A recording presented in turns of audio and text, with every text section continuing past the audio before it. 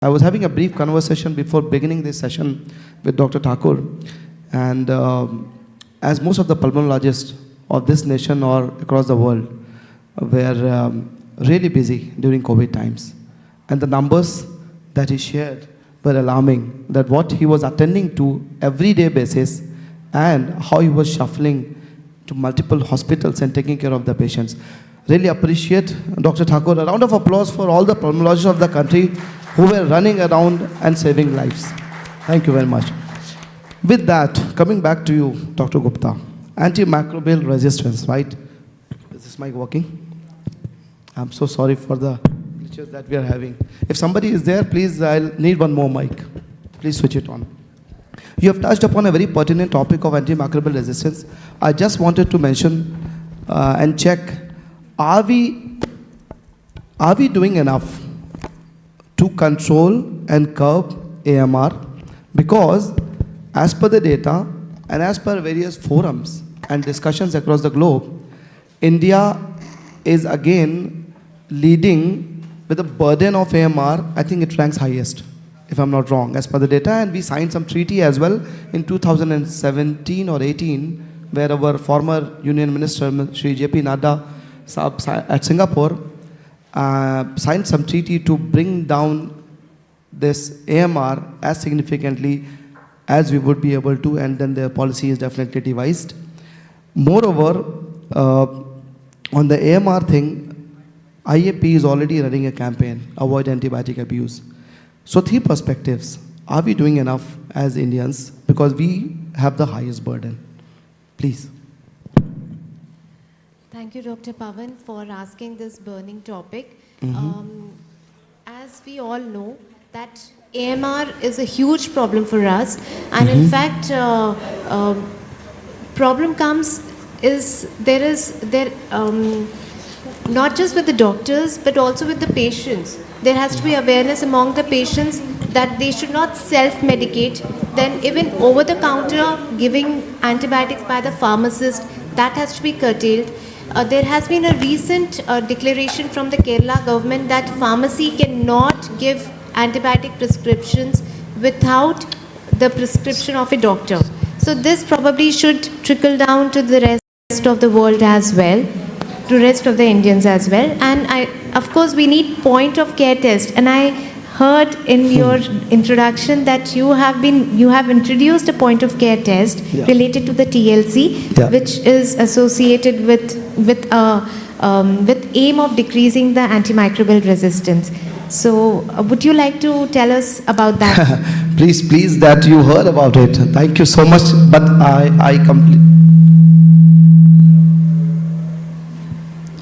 I completely agree that the burden is huge, and self-medication has to be avoided for sure. And as far as I do remember, that this is the 5th United Nations agenda, especially on health. 5th agenda, apart from Ebola, SARS, HIV, and one more disease, and after COVID, yes.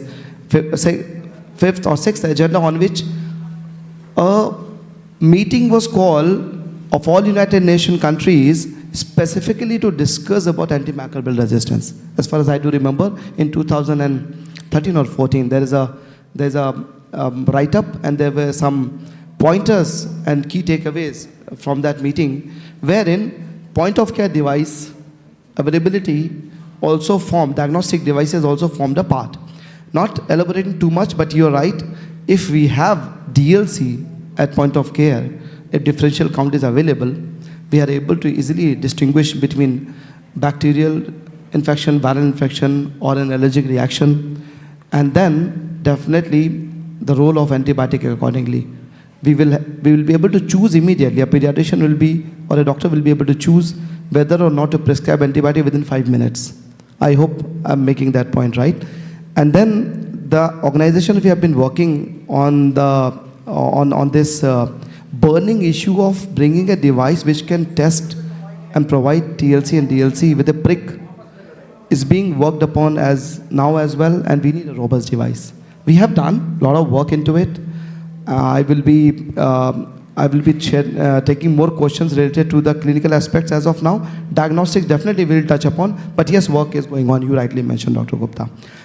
Coming to, yes, you want to say something, please. No, I was just saying that prevention is always better than cure. So it's Yeah. very important to do vaccination for prevention of infections, which includes the influenza, and this will also prevent secondary bacterial infections as well, which is pneumococci. Absolutely. I'll be sharing my mic with Dr. Thakur. It has a better voice, probably. Dr. Thakur, your perspectives on the topic of this panel, Shield Against Pneumococcal Disease for your employees, and also your own experience and your thoughts related to the subject that we are discussing right now.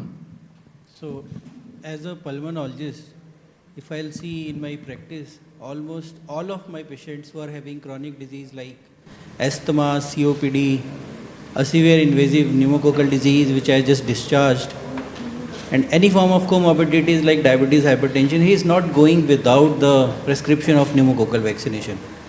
It is such an important part after COVID that COVID vaccination now almost all of us have taken, so that part is almost taken care of. But there are so many preventable diseases which if we give the vaccinations, yeah, sure. I think Sure. you can use this now. No problem.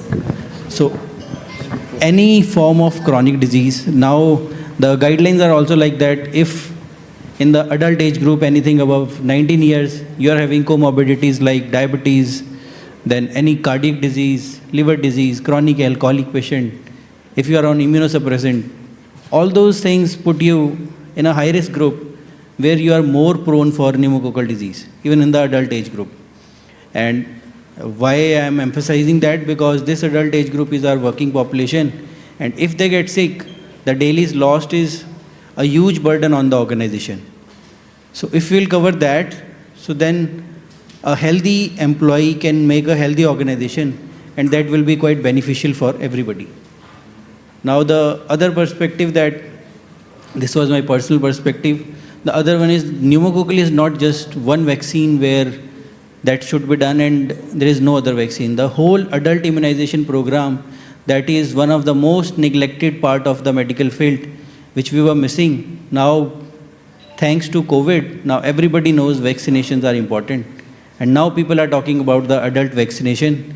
And I am a strong promoter of these vaccinations to prevent the diseases which are so life-threatening, which are having such an high mortality and even the high economic burden to the family and the organization.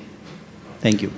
Thank you so much, Dr. Thakur, for sharing those wonderful perspectives. I heard from somewhere, maybe I was attending one of these sessions or conference, I was part of some discussion, and connecting to what you have just said, that vaccination is so much important, and COVID was never good, but at least people at large have got to know about vaccination a lot, that the gift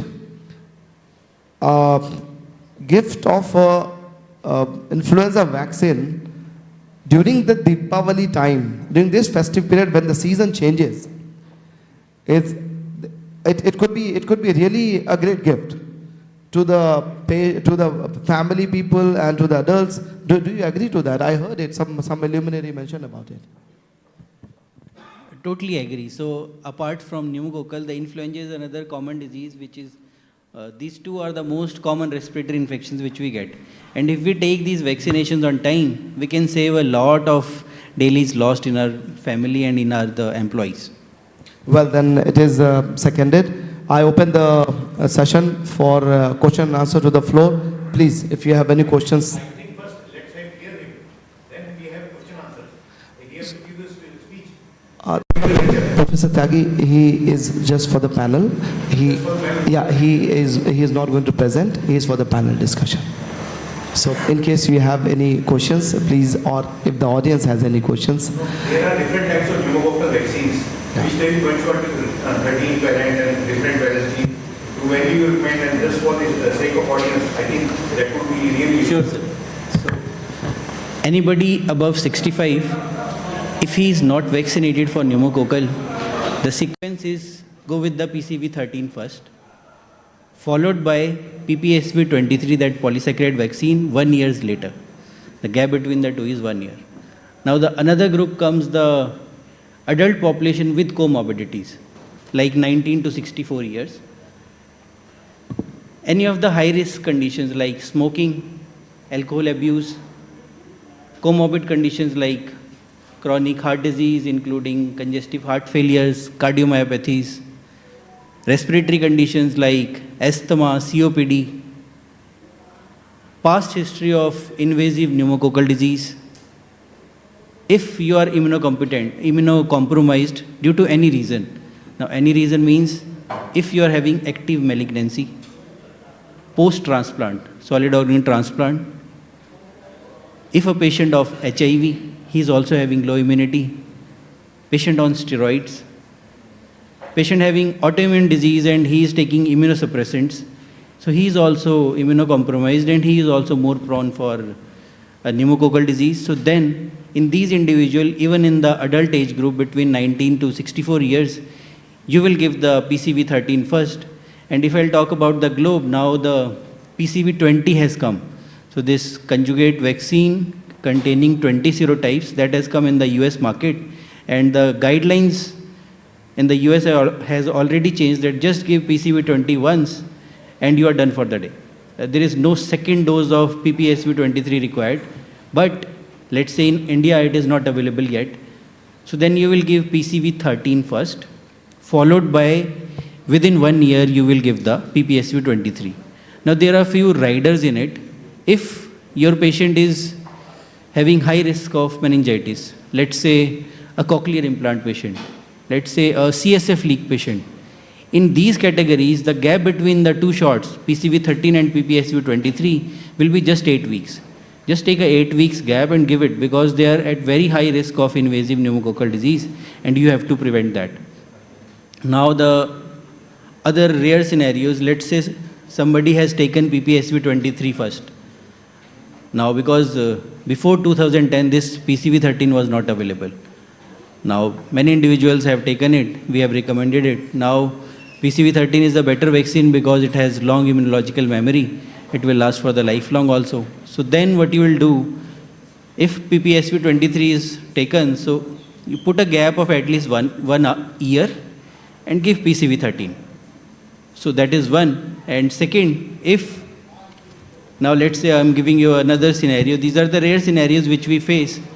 A patient came to me by 60 years. He has already taken his PPSV23 last year. Now, as the guidelines, I have to offer him PCV13. So I'll put a gap of 1 year between PPSV23 and 13, I'll give it. But now once he crosses the 65, now the guidelines tell me that you have to give PPSV23 after 65 also. So the gap between the first PPSV23 and the second PPSV23 should be at least 5 years, and 1 year between this PPSV23 and PCV13. So that's how the guideline says, and even the Indian guidelines now recommend anybody above 50 years should take the pneumococcal vaccine. So this is the gross gist of the pneumococcal vaccine. So anything else, sir, I'm happy to answer. That was quite elaborate. Any other quick one question from the audience? Yes, please. Yeah.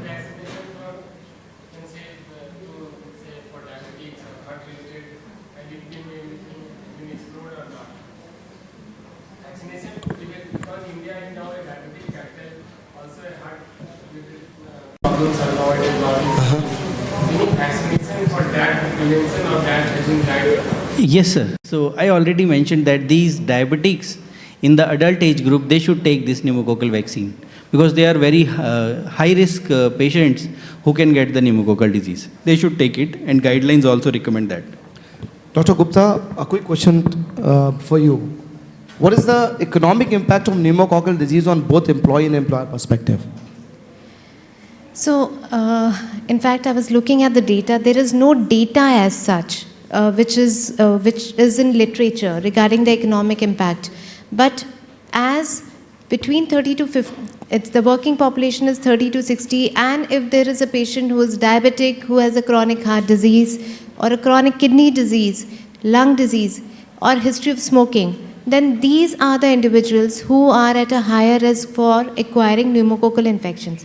And if that happens, it can definitely have a loss of work for maybe 5 to 7 days as such. So that will definitely impact the daily, it will have a huge burden on the economy, especially if that person is at a very prominent position or at a key role. And so, I mean, that way it is very, very impactful. Okay. Thank you for sharing your thoughts. And do you see value of adult vaccination program at the workplace?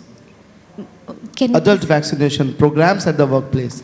Yes. We don't have those frequent programs at any workplace. Yes, as so such. I think it's very important to have a complete adult immunization, adult vaccination schedule for the employees. And I had in my lecture, I had mentioned the list of vaccinations which can be given to patients, and also we have the chart also which was mentioned that related to any comorbid condition, maybe diabetes, smoking, alcohol, chronic heart disease, cardiomyopathies as Dr. Dikshit mentioned, and the list of vaccines which can be recommended for them. Okay, great. I think then we key takeaway definitely is that this is a occupational health conference, and if we can definitely implement those perspectives which shared by you, it will be really great. Last question to you, Dr. Tyagi. Although age is an independent risk factor for developing pneumococcal infections, do you see any value in early age vaccination? Of course. Quite early, yeah. Of course. As I Yeah. already mentioned, Yeah. comorbid conditions, there's such a high risk patient, like if you'll talk about the CKD. CKD, if you are a CKD patient in the adult age group, the chances of getting the pneumococcal disease are 13 times more than a normal healthy adult. Okay. So diabetes, around 5 times high risk. Okay. So if you'll see the data, so yes, you should go with the vaccinations, this pneumococcal vaccine for all these comorbid conditions. Screen your patient, just make a performer. Whoever is having these conditions, just come over and take the shot. Because this is a one-time shot, PCV13. Once the PCV20 will come, so you don't have to offer the polysaccharide also. So just take this shot, and the risk of getting pneumococcal disease get reduced such a significant amount that it is worth spending the amount, whether through the organization or through the employee. Perfect. I think we have some takeaway. One last question, sir. Sir, if it is the diabetes patients, you can take the pneumonia vaccination. But during that time, it should be normal or abnormal? As such, there is no data which is saying if you are having a blood glucose level very high, you can't take it. There is no as such contraindication at any sugar level you can take the shot. Okay, any side effects or any complications they are noticing? Yes. So generally the side effects are mild, like the local site pain, redness, a day of fever, little bit viral symptoms for a day or two. Nothing major side effect has been seen in most of the number, and just like any vaccine, in rare scenarios, the serious life-threatening reactions can always happen, like 1 in a million. Okay.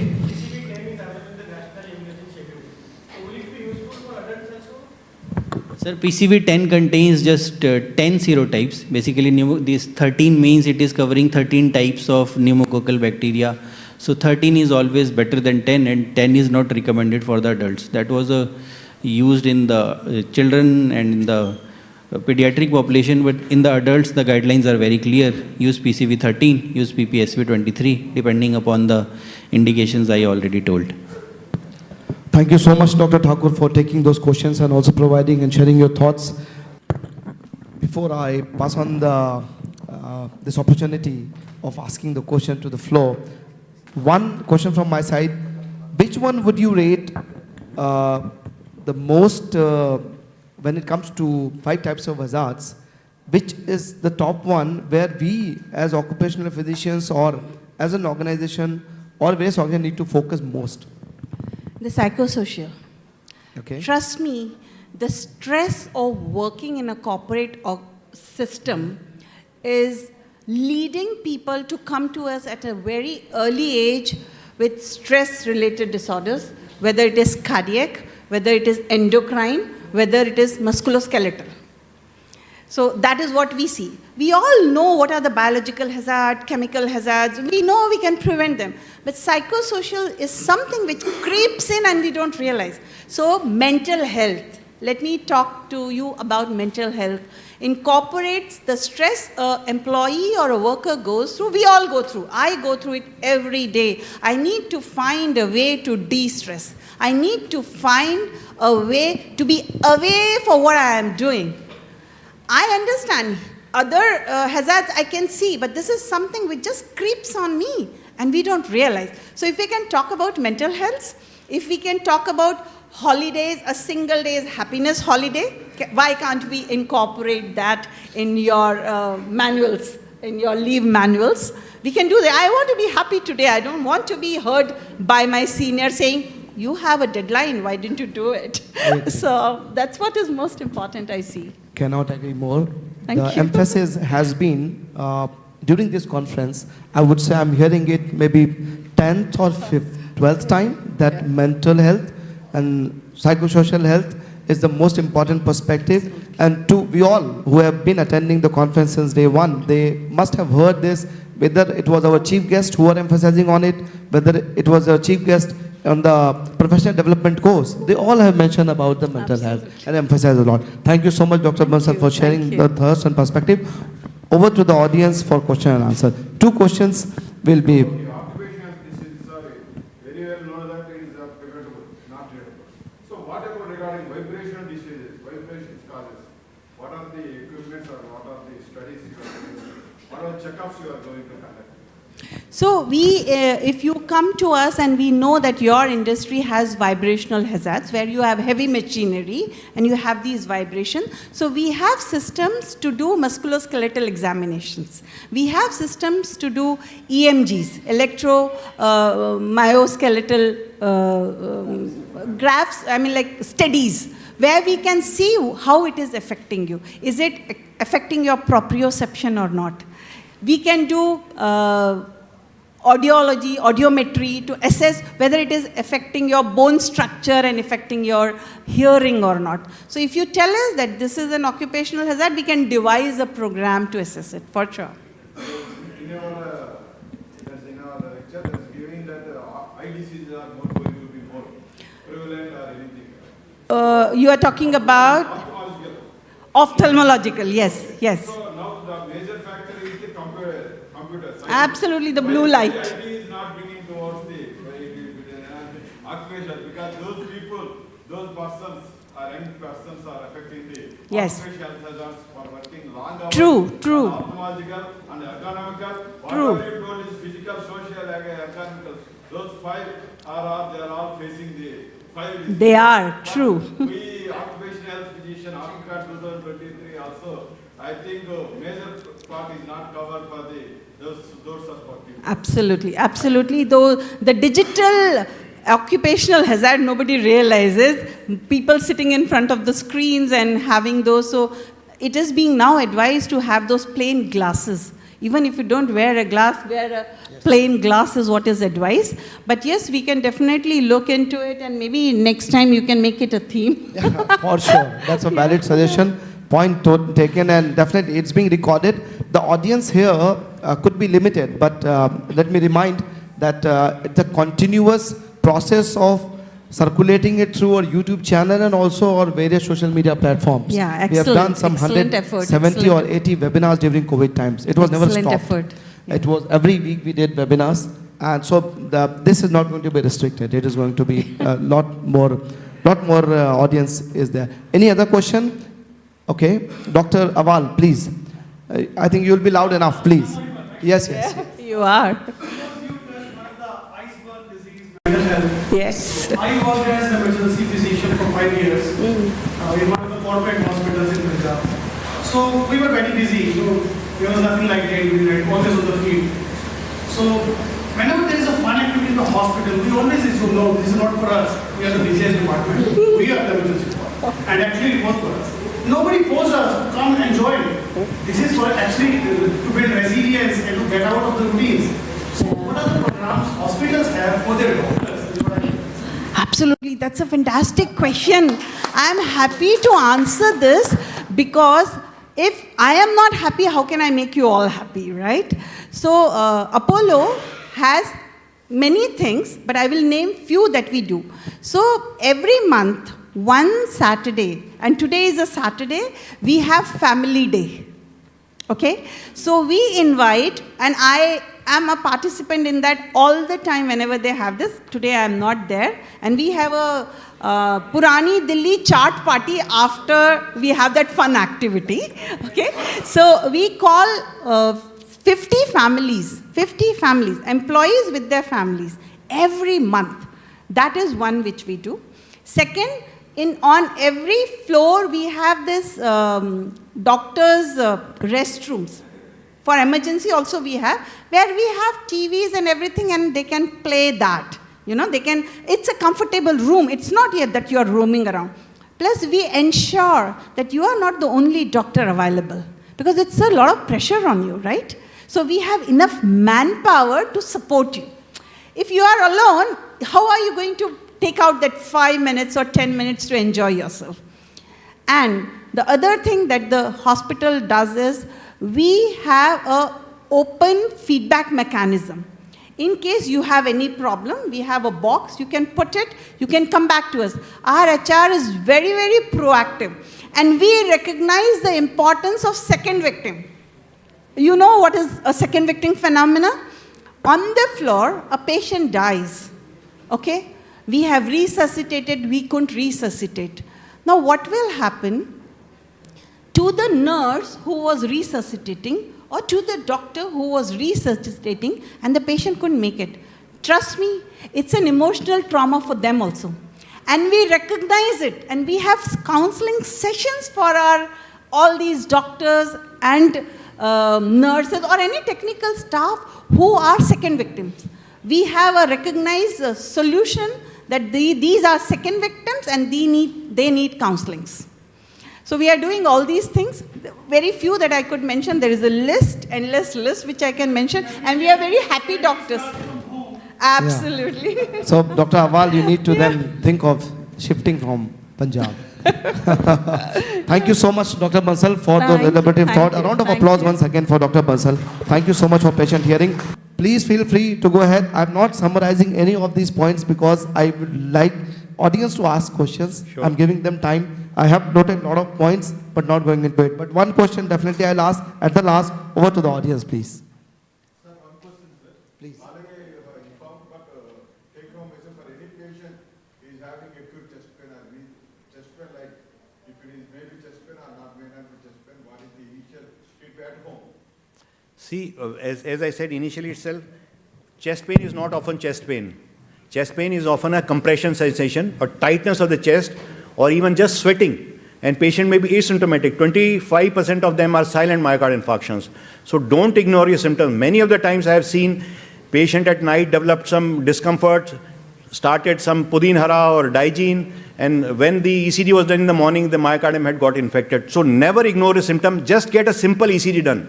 And diagnosis will be confirmed, and this simple ECG can be done even by a GP or any center which is having ECG machine. So just even if you are not sure, go and get your ECG done. That is nothing a cost worth saving your life. As I said, 50% of death due to heart attacks occur within the first hour, and that is the most important hour, and patient dies because of that, because of the ventricular fibrillation that occurs within the first hour due to ischemia. So never ignore your symptoms. Sir, okay, if it is not chest pain or anything, can you have aspirin 325 mg?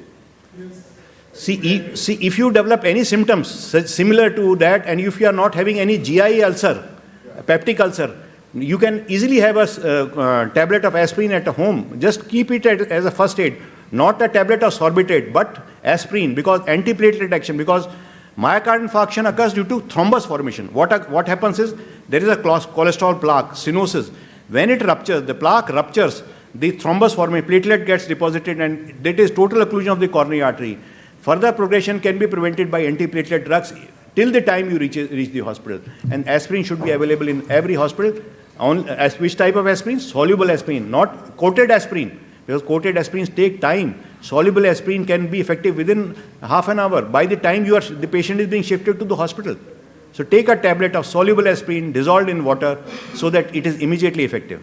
If he is having any ulcer and etc. with digestion or anything to be taken in extra femoral. No, no. If a patient is having ulcer, we have other medications which are safe for stomach. We have other antiplatelet agents which are safe for stomach, and we give that cautiously. But those patients who are having peptic ulcer, I will not recommend taking them at home. Any other question? Yeah. Sir, good afternoon. My name is Shubhan, Dr. Shubhan. I'm working with Aditya Vidal in cement business at the same. Sir, as we have seen in the last 4 or 5 years, STK is absolutely kind of obsolete. Yes. After coming to Yes. Yes. and all drugs. I just want to know if I have choices of having STK and Reticulate both, and I have an action in my unit. So, what is the preferred choice? Absolutely fibrin specific, 1080 or Retiplase, not STK. Only the efficacy 30 to 40%. That means 60 to 70% of the arteries are totally blocked despite giving thrombolytic.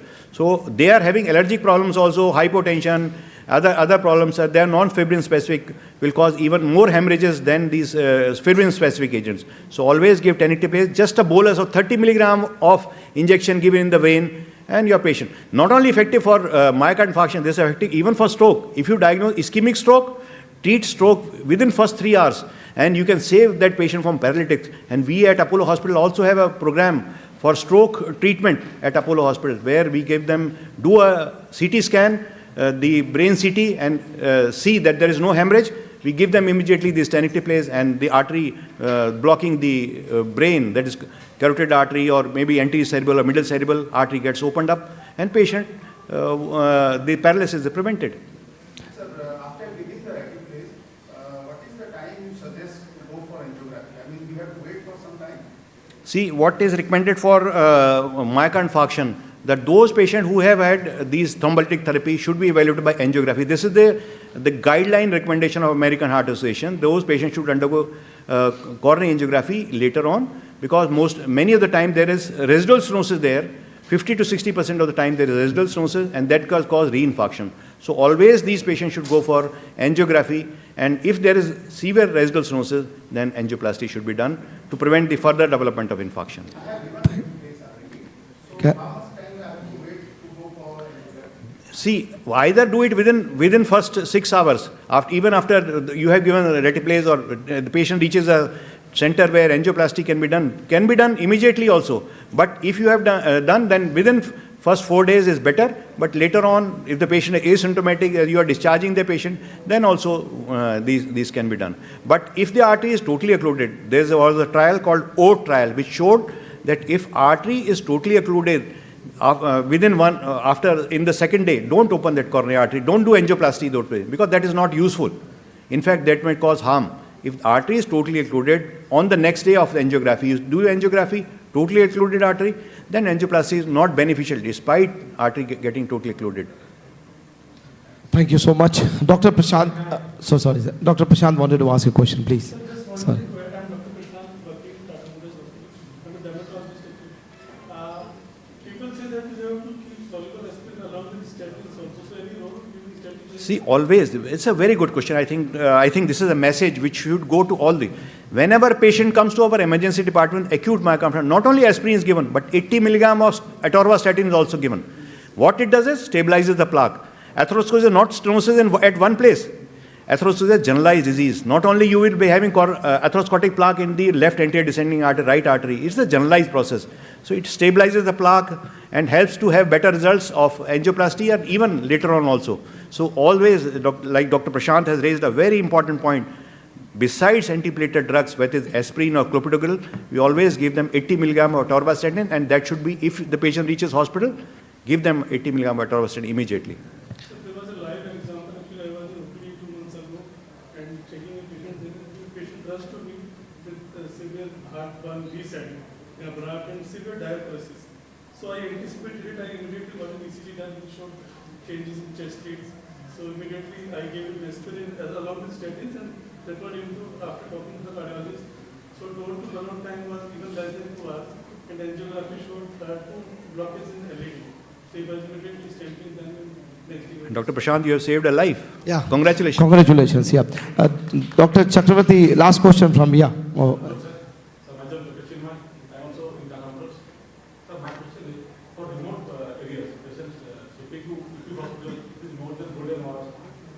really it's a must. But is there any absolute contraindication? It's a life-saving drug. Still, is there any absolute? The absolute contraindication, patient has developed with brain hemorrhage, hemorrhagic stroke, or patient has undergone recent surgery. So these types of patients are contraindication for these patients, and what we can do is then patient is shifted to a center where angioplasty can be done, not the thrombolytic therapy, because that is safe. The angioplasty is safer approach in these patients. So we will always aspirate. Pardon? Yes. Yes. Not thrombolytic therapy in those patients who have had brain hemorrhage or recent surgery or having contraindication for thrombolytic therapy. Severe hypertension. These are under because if you give in the patient of severe hypertension, you give thrombolytic therapy, he will develop brain hemorrhage, and patient could die from brain hemorrhage.